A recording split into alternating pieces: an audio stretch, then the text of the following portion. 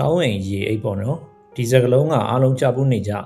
ြဖြစ်မယ်လို့တော့ထင်တယ်တကယ်တမ်းကြားတော့ပေါ့နော်ဒါကဘာလဲဘယ်လောက်ထိစိုးရင်ဖို့လိုလဲဆိုတာကိုတော့ရှင်းရှင်းလင်းလင်းတိတိကျကျသိကျင်ကြမယ်လို့တော့ထင်တယ်ဒီနေ့ဒီအကြောင်းအရာကိုစိပညာရှုထောင့်ကနေပြီးတော့မှအသေးစိတ်ကြကြကျွန်တော်တို့အတူတူလေ့လာကြရအောင်ကဲအရင်ဆုံးအနေနဲ့ပေါ့နော်ဒီကိန်းကနန်းကိုကြည့်လိုက်တာနဲ့နည်းနည်းတော့အံ့ဩသွားနိုင်တယ်ပေါ့နော်ဟုတ်တယ်တကယ်တော့တောင်းဝင်ရေအိတ်ဆိုတာကရှားပါတဲ့ယောဂတစ်ခုတော့လည်းမဟုတ်ဘူးပေါ့နော်တကယ်တမ်းကျတော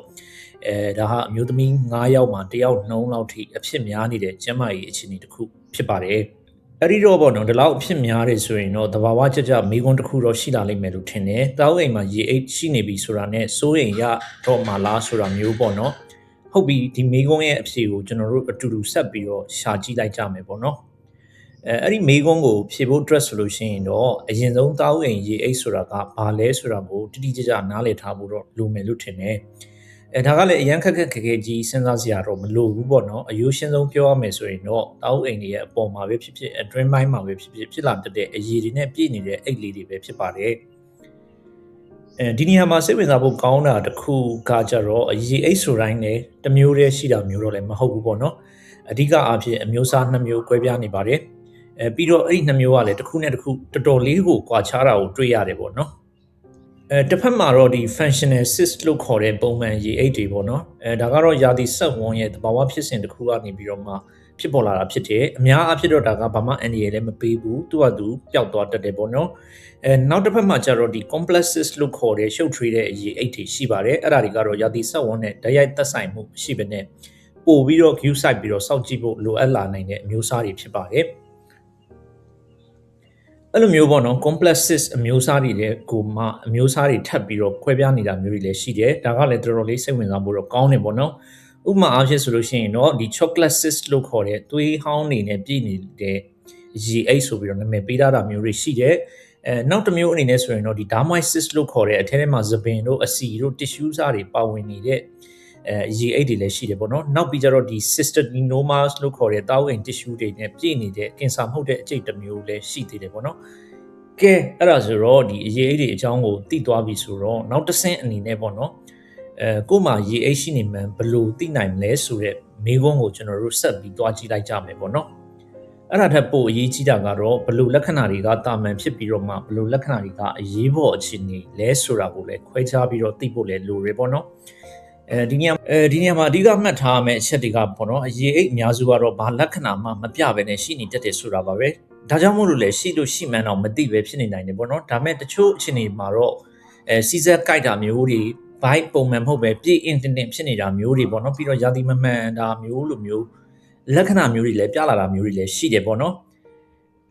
ဒါမဲ့အခုပြမဲ့လက္ခဏာတွေကတော့လုံးဝကိုလစ်လူရှုလို့မရတဲ့အရေးပေါ်အခြေအနေကိုညွှန်ပြနေတာမျိုးတွေဖြစ်တယ်ပေါ့နော်ဒါတွေကိုသိတယ်သတိထားမိတယ်ဆိုရင်တော့ချက်ချင်းအရေးတယူဆောင်ရွက်ဖို့လည်းလိုပါတယ်အဲ့ဒါတွေကဘာတွေလဲဆိုတာကိုတော့ကျွန်တော်တို့ကြည့်လိုက်ကြရအောင်အဲ့ဒီအရေးကြီးတဲ့လက္ခဏာ3ခုကိုတေချာမှတ်ထားဖို့လည်းလိုတယ်ပေါ့နော်ပထမတစ်ခုကတော့ one by အောက်ပိုင်းကရုပ်ပြက်ကြီးပြင်းထန်စွာဆူဆူဝါအောက်လာတော့မျိုးတွေဖြစ်တယ်နောက်တစ်ခုကတော့ဖြားတာပေါ့နော်နောက်တစ်ခုကတော့အန်နာဖြစ်တယ်ဒီလက္ခဏာတွေပြလာပြီဆိုလို့ရှိရင်တော့ဒါရေအိတ်ကပေါက်သွားတာမျိုးဒါမှမဟုတ်လို့ရှိရင်တောက်အိမ်လိန်သွားတာမျိုးတွေဖြစ်နိုင်တယ်ပေါ့နော်အဲ့ဒီအတွက်အချိန်မဆွဲဘဲနဲ့အရေးပေါ်စိတ်ကူးတာမှုခံယူဖို့လည်းလိုအပ်ပါတယ်โอเคအဲ့ဒါဆိုတော့အခုနလိုမျိုးလက္ခဏာတွေကြုံလာရင်ပဲဖြစ်ပေါ့နော်ဒါမှမဟုတ်လို့ရှိရင်တခြားစစ်မှုတစ်ခုခုကြောင့်မလို့ကိုယ်မှာရေအိတ်ရှိနေမှန်းသိလိုက်ရပြီဆိုလို့ရှိရင်တော့ဘာဆက်လုပ်ဖို့လိုမလဲပေါ့နော်ဆရာဝန်တွေဘက်ကရောဘယ်လိုမျိုးတွေစမ်းသပ်စစ်ဆေးပြီးတော့မှကုသမှုတွေပေးမလဲဆိုတာကိုကျွန်တော်တို့ဆက်ပြီးတော့လေ့လာကြည့်လိုက်ကြရအောင်ပုံမှန်အားဖြင့်ဆိုလို့ရှိရင်တော့ဆရာဝန်တွေကအထရာဆောင်းရိုက်တယ်ပြီးတော့မှဆက်ပြီးတော့မှတခြားတွေဆက်ပြီးတော့စမ်းသပ်တာမျိုးတွေတော့ရှိတယ်ပေါ့နော်အဲ့ဒီကနေမှတစ်ဆင့်အရေးကြီးကဘယ်လောက်ကြီးလဲဘယ်လိုပုံစံရှိလဲဘယ်လိုမျိုးစားတွေဖြစ်နိုင်လဲဆိုတာကိုအကဲဖြတ်တာမျိုးတွေလည်းဖြစ်တယ်ပေါ့နော်ဒီလိုမျိုးအကဲဖြတ်လာတဲ့ရလက်ပေါ်မူတည်ပြီးတော့မှလမ်းကြောင်း2မျိုးကွဲသွားနိုင်တယ်အန္တရာယ်မရှိတဲ့စစ်တွေပေါ့နော်ရေအိတ်တွေဆိုလို့ရှိရင်တော့ဘာမှမလုပ်ဘဲနဲ့သူ့လိုပြန်ကျုပ်သွားမလားဆိုပြီးတော့စောင့်ကြည့်နေတဲ့နီးလန်းတွေကိုသုံးလေးတော့ရှိတယ်ဒါပေမဲ့အရေးကြီးကအရင်ကြီးတယ်နာတယ်ဒါမှမဟုတ်လို့ရှိရင်ခြားစိုးရင်စရာအချက်တွေရှိနေပြီဆိုလို့ရှိရင်တော့ဒါကခွဲစိတ်ဖယ်ရှားဖို့လိုအပ်လာနိုင်တယ်ပေါ့နော်ကဲအဲ့ဒါဆိုတော့အခုပြောတဲ့အနှစ်ချုပ်အနေနဲ့ပြန်ကြည့်လိုက်မယ်ဆိုလို့ရှိရင်တော့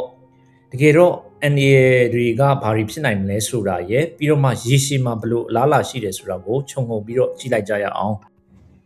ကဲဒါဆိုရင်တော့ပေါ့နော်အခုပြောခဲ့တာတွေကိုအနှစ်ချုပ်အနေနဲ့ကျွန်တော်တို့ပြန်ပြီးတော့ကြည့်ကြမယ်ပေါ့နော်ဒီထဲမှာဆိုလို့ရှိရင်တော့အန်ဒီရဲ့ဖြစ်တာတွေကဘာတွေရှိမလဲဆိုတာရဲ့ရေရှည်မှာဘယ်လိုအလားအလာတွေရှိမယ်ဆိုတာကို